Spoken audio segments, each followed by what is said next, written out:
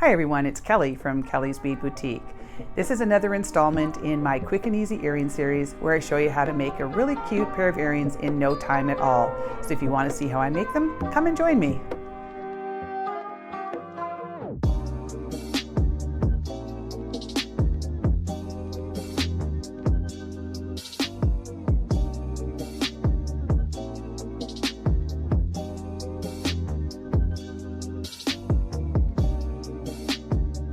Alright, so to create our earrings, we're going to be using some 20 gauge vintage bronze craft wire.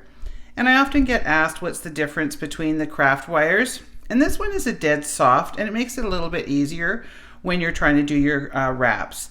The other ones that most stores carry, I do carry them, I just don't happen to have them on my website yet. They're sort of a bit more half hard. They sometimes are referred to as like a German type wire. And I really like those wires for certain things. But to make life easy, I tend to stick to the dead soft craft wire because it's just so much easier for everybody to use. So we're going to be using that today.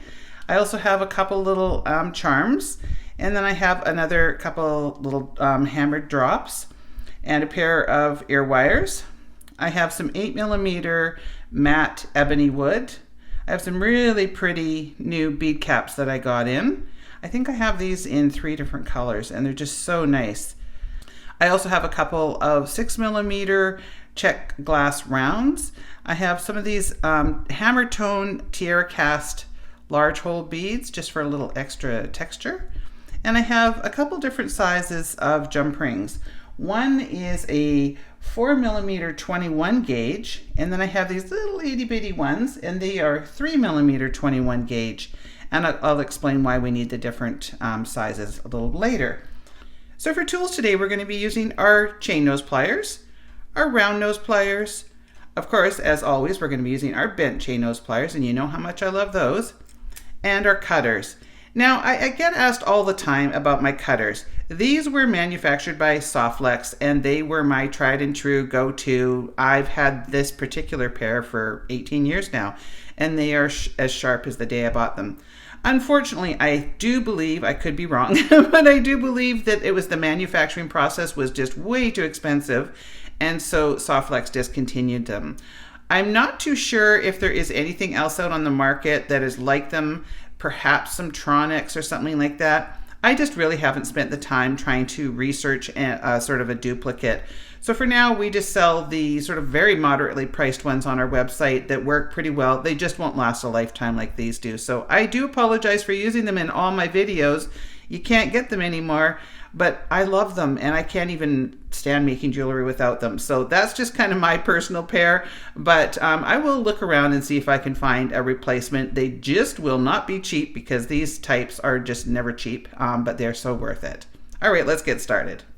All right, so the first thing I'm going to do is cut myself about 6 inches of wire. I never measure it, I just sort of give it a little bit of a look. And this will be available in kit form, and we'll make sure to give you a little bit of wire in case you have a little bit of a slip up on one of your wrap loops. So the first thing I do is I straighten that out and get it as straight as I can. And now I'm going to go down about 1.5 inches, and I want to place my pliers there. Now I'm going to have my pliers parallel to the table, and I take my thumb and I bend away so that I've got a sharp upside down L. Now I'm going to take my round nose pliers and I'm going to place them through the wire there, or put the wire through them, I guess. And now I want to go down towards the end. I have long nose pliers, but it doesn't really matter where you go on yours. I just like to keep my wraps kind of consistent, and I want a bit of a smaller loop. So I'm just going to place them there, and I'm going to take my finger from behind there and go up and over, and then use my thumb and go straight down. And it creates sort of a little paperclip effect. Now I'm going to open up my pliers and rotate them so that they're parallel to the table, and then give that a good squeeze. Now I want to take this little front piece that I've got here and pull it straight to the back. And this wire is a little bit heavier, so you kind of have to boss it around a little bit, so give it a good tug. And now you can see that that loop is ever so slightly off to the left. So what I'm going to do is hold on nice and tight with this, hold my wire, and then I'm going to, this is an exaggerated version, but I'm going to pull it over like that. So I just take it and pull it up a little bit until it's now sort of a little bit more on top like a stop sign. So the first thing you want to make sure you do before you wrap, don't get all excited and start wrapping, because I did it on my first demo when I first started this video. So I've had to do this again because even I forget. So you want to make sure that you put that little charm in there before you wrap up. So now we're going to take our chain nose pliers and go right over top of that loop, and I'm going to wrap this around. So I'm just going to go once, twice, and then I'm going to work my way back up. And I just kind of go until I run out of wire. And if you end up with a little bit of wire sticking out like that, just take your pliers, and you can do this to make it easier, because it can be a little hard to hold on to all of these things. But you can do it like that, and then just kind of push that wire around with your pliers until you get the desired look. So that's what we've ended up with so far. So now I'm going to put on the rest of my beads. So I'm going to take one of my matte ebony wood pieces, and then I'm going to put on one of these beautiful new bead caps that I got, and I just love those. They're so pretty. We've got our little spacer, and then we've got our check glass round. So that's what we're working with so far. So now I want to make sure that my loop is going the opposite direction to this one. So the way that I'm going to do that is I'm going to take it and hold it this way so that I can see that loop, because I want to have the loop going the other way. I'm going to take this and pull it straight down. So you can see one loop will go this way and one will go the other. So this is the look that we're going for. We want to have one loop going this way, and now we're going to create this one on top that's going to go opposite. So now I want to repeat with my round nose pliers. I'm going to place that on top there, and I'm going to go back to the same location that I was for the first one, and I'm going to go up and over and straight down, open my pliers, make them parallel to the table, and then pull this straight to the back. And now you're going to see that that's way over there. So I'm going to bring that right up on top. And so now you can take this and pull that down, and that's the look that we want to have at this point. So now I'm going to take my chain nose pliers and get a good grip and go right across that loop, and I'm going to bring it down twice, and then I'm going to work my way back up a couple times. And you can go more than twice. I'm going to probably go 3 times on this because I want to make sure that neck is nicely covered there. And then I'm going to bring that wire to the back. You always want to take your wires to the back if you can. And now using the flush side of my cutters, I'm going to give that a little trim.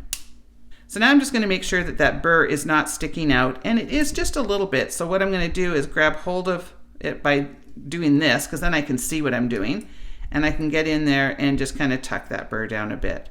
You don't have to go crazy. You just want to make sure that there's nothing sharp.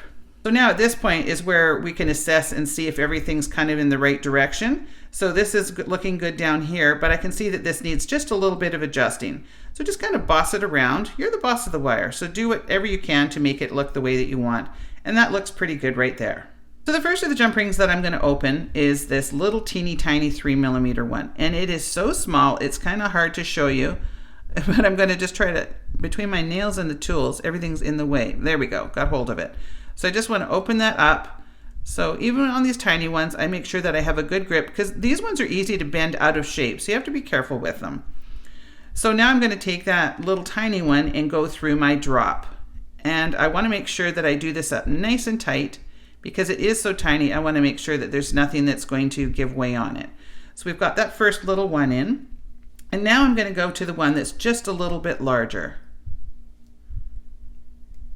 And I'm going to open that up, and I'm going to run it through my first little tiny jump ring.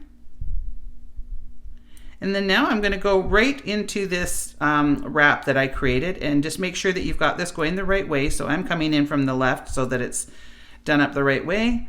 And then I'm going to close my jump ring up nice and tight. And now you'll see that that actually lays exactly in the spot that I wanted it to.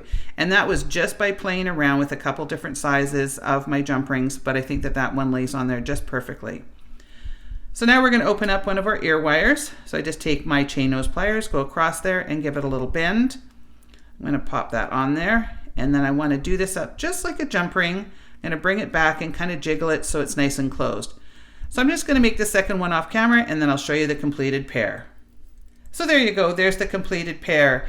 These will be available in kit form, and to find the link, you just drop down into the description box and it will have a link that takes you to my fully secure website.